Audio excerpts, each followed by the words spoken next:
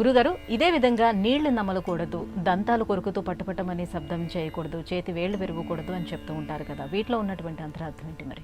సశబ్దస్తుములో భవతు అని శాస్త్రకారుడు ఒక శ్లోకపాదం చెప్పి ఉన్నాడు. శబ్ద బ్రహ్మము అనే ఒక పదం కూడా ఉంది. దైవాన్ని శబ్ద రూపంలో మనం అర్థం చేసుకొని ఆరాధన చేస్తే దైవానుకూలత లభిస్తుంది. కానీ ఆ శబ్దం పాజిటివ్ వైబ్రేషన్స్, సానుకూలమైనటువంటి పవనాలను అందించాలి, వ్యతిరేకంగా కాదు. ఈ వేళ్ళు ఇలా విరుచుకుంటూ ఉంటారు. ఇలా విరుచుకోవడం మెటికలు అంటూ ఉంటారు. ఈ టక్ అని వచ్చేటటువంటి శబ్దం ఇందులో చేరిన గాలి బయటకు రావడంతో వెలువడుతున్నది. యోగశాస్త్రంలో దేహంలో ఇలా గాలి చేరడం రోగకారకం, అది రాకూడదు, శబ్దం రాకూడదు. పండ్లు పటపటమని కొరకడం అనేది తప్పు అంటారు. నీ అని ఇలాగా పళ్ళు కొటకొట అలా చేయకూడదు. పంటి పైన ఉండే ఎనామిల్ తొలగిపోతుంది. పంటికి కంటికి అలాగే శిరస్సుకు సంబంధం.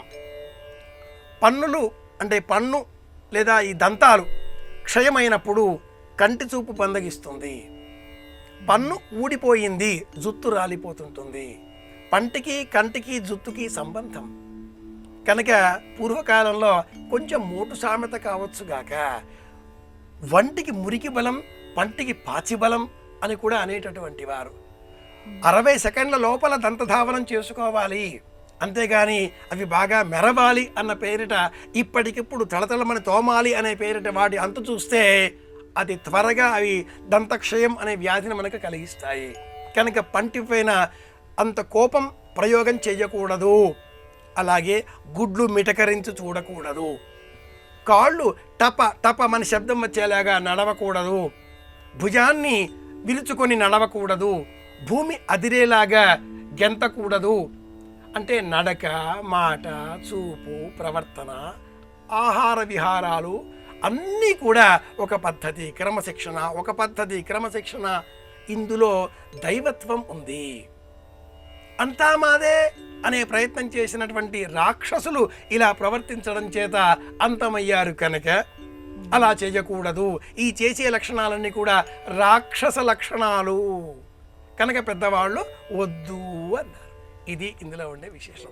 ఇప్పటికీ మనం యోగాభ్యాసం చేసేటటువంటి సమయంలో మెడ ఇలా నిటారుగా ఉంచి కుడి పక్కకు ఎడమ పక్కకు వృత్తాకారంలో తిప్పే ప్రయత్నం చేస్తే టకటకటక అంటూ శబ్దాలు వస్తాయి. ఈ శబ్దాలు వస్తున్నాయి, శరీరంలో వాతం చేరి ఉన్నది.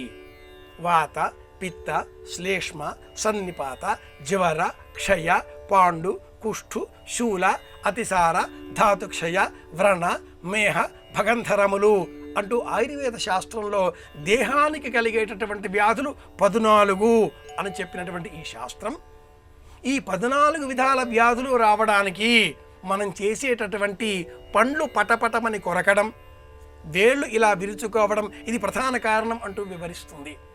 శరీరాన్ని దహనం చేసిన తర్వాత కూడా దహనం కాకుండా మిగిలిపోయేటటువంటివి పన్ను దంతములు మాత్రమే.